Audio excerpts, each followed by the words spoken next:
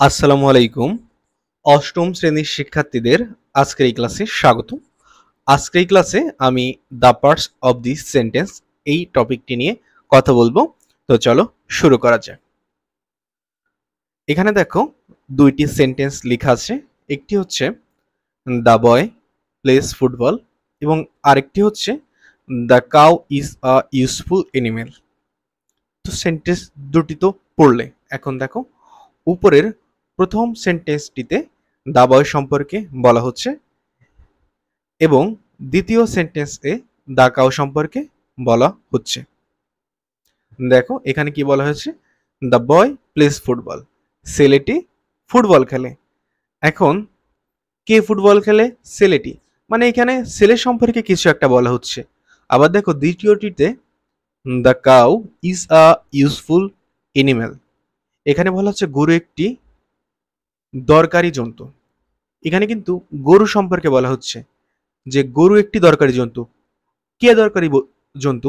গরু, অর্থাৎ গরু সম্পর্কে বলা হচ্ছে। অর্থাৎ এখানে দেখো উপরের সেন্টেন্স দুটি থেকে দেখা যায় প্রতিটিতে উদ্দেশ্য করে কিছু বলা হয়। প্রত্যেক সেন্টেন্সে তুমি দেখবা কাউকে না কাউকে উদ্দেশ্য করে কিছু বলা হচ্ছে। তো এতটুক তো গেল। এরপর দেখো, অতএব কোন সেন্টেন্সে যাকে উদ্দেশ্য করে কিছু বলা হয় তাকে সাবজেক্ট বলে। সাবজেক্ট কাকে বলে? কোন সেন্টেন্সে যাকে উদ্দেশ্য করে কিছু বলা হবে। এখানে দ্য বয়কে উদ্দেশ্য করে বলা হয়েছে, এই জন্য এখানে দ্য বয় সাবজেক্ট। এখানে দ্য কাউকে উদ্দেশ্য করে বলা হয়েছে, এখানে এই জন্য এখানে দ্য কাউ সাবজেক্ট। যার সম্পর্কে বলা হবে সেই সাবজেক্ট।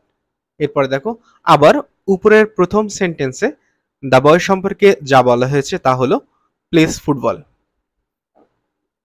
দ্বিতীয় সেন্টেন্সে দ্য কাউ সম্পর্কে যা বলা হয়েছে তা হলো ইজ আ ইউজফুল এনিম্যাল। এভাবে প্রতিটি সেন্টেন্সে সাবজেক্ট সম্পর্কে কিছু বলা হয়ে থাকে। তো আমি এটুকু একটু সামারাইজ করি। দেখো প্রত্যেকটা সেন্টেন্সে দুইটা অংশ থাকে। একটা হচ্ছে কাউকে কিছু বলা হবে, আর দ্বিতীয় পার্ট হচ্ছে যাকে বলা হচ্ছে তার সম্পর্কে কি বলা হচ্ছে।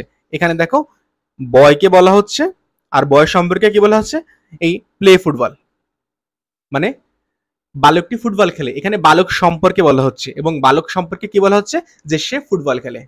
বুঝতে পারছো? যেখানে বালক একটি পার্ট এবং সে বালকটি ফুটবল খেলে, অর্থাৎ ফুটবল খেলা আর একটি পার্ট। কার সম্পর্কে বলা হচ্ছে? বালক সম্পর্কে বলা হচ্ছে। এবং বালক সম্পর্কে কি বলা হচ্ছে? সে ফুটবল খেলে, এটা বলা হচ্ছে।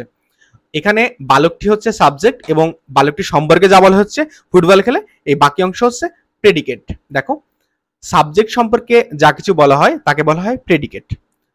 সাবজেক্ট আর প্রেডিকেট বুঝছো? সাবজেক্ট হচ্ছে যার সম্পর্কে বলা হবে, আর প্রেডিকেট কি? প্রেডিকেট হচ্ছে যার সম্পর্কে বলা হচ্ছে তার সম্পর্কে যা কিছু বলা হচ্ছে সেই সবকিছুই হচ্ছে প্রেডিকেট। তো দেখো উপরের সেন্টেন্স দুটিতে দ্য বয় এবং দ্য কাউ যথাক্রমে সাবজেক্ট এবং প্লেস ফুটবল ও is a useful animal predicate. সুতরাং একটি সেন্টেন্সে দুটি অংশ থাকে, একটি সাবজেক্ট এবং আরেকটি প্রেডিকেট। শিক্ষার্থীরা সেন্টেন্সের কটি অংশ? দুটি অংশ, একটি হচ্ছে সাবজেক্ট এবং আরেকটি প্রেডিকেট। এখানে সাবজেক্টকে সাবজেক্ট হচ্ছে দা বয় এবং প্রেডিকেট কোনটা? এই দা বয় সম্পর্কে যা কিছু বলা হয়েছে অর্থাৎ প্লেস ফুটবল, এটি হচ্ছে প্রেডিকেট। শিক্ষার্থীরা এখানে কার সম্পর্কে বলা হচ্ছে? এখানে দা কাউ সম্পর্কে বলা হচ্ছে, এজন্য এখানে দা কাউ হচ্ছে সাবজেক্ট। এরপর দেখো এখানে দেখো একটা সেন্টেন্স হচ্ছে বার্ডস ফ্লাই, পাখিরা ওড়ে। এখন দেখো এখানে কার সম্পর্কে বলা হচ্ছে? পাখিদের সম্পর্কে বলা হচ্ছে, এজন্য পাখিরা হচ্ছে সাবজেক্ট এবং পাখিদের সম্পর্কে কি বলা হচ্ছে?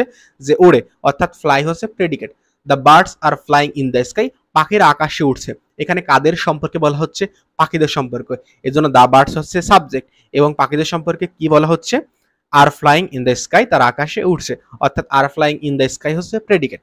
The boy of this school are strong in football, এই স্কুলের ছেলেরা ফুটবলে অনেক শক্তিশালী। কাদের সম্পর্কে বলা হচ্ছে বা কাকে উদ্দেশ্য করে বলা হচ্ছে? The boy of this school, বা এই স্কুলের ছেলেদের উদ্দেশ্য করে বলা হচ্ছে। এই স্কুলের ছেলেদের উদ্দেশ্য করে কি বলা হচ্ছে? আর স্ট্রং ইন ফুটবল। এই আর স্ট্রং ইন ফুটবল হচ্ছে প্রেডিকেট। যাকে, যাদের বা যার উদ্দেশ্যে কিছু বলা হবে সে হচ্ছে সাবজেক্ট এবং তার সম্পর্কে যা কিছু বলা হবে সেই সবটুকু হচ্ছে প্রেডিকেট। এখান থেকে আমাদের এখানে 6টা এক্সারসাইজ দেওয়া আছে, এই 6টা এক্সারসাইজকে প্র্যাকটিস করতে হবে। দেখো he bears a good moral character, সে একটি ভালো চরিত্র ধারণ করে। এখানে কার সম্পর্কে বলা হচ্ছে? হির সম্পর্কে বলা হচ্ছে। তো হি সম্পর্কে কি বলা হচ্ছে? Beers a good moral character. এখানে দেখো হি হচ্ছে সাবজেক্ট এবং হির সম্পর্কে বাকি যা কিছু বলা হয়েছে এই বাকি সবটুকু হচ্ছে প্রেডিকেট। ঠিক একইভাবে এখানে শি হচ্ছে সাবজেক্ট এবং শি সম্পর্কে যা কিছু বলা হয়েছে সবটুকু হচ্ছে প্রেডিকেট। এই শি সাবজেক্ট এবং has been reading for 2 hours এইটুকু হচ্ছে প্রেডিকেট। এখানে রহিম সাবজেক্ট এবং বাকিটুক প্রেডিকেট। এখানে ইউ সাবজেক্ট বাকিটুক প্রেডিকেট। শিক্ষার্থীরা সাবজেক্ট কি এবং প্রেডিকেট কি আশা করি বুঝতে পেরেছো। তো তোমাদের সাথে দেখা হবে পরবর্তী কোনো ভিডিওতে। ততক্ষণ ভালো থেকো। ধন্যবাদ সবাইকে।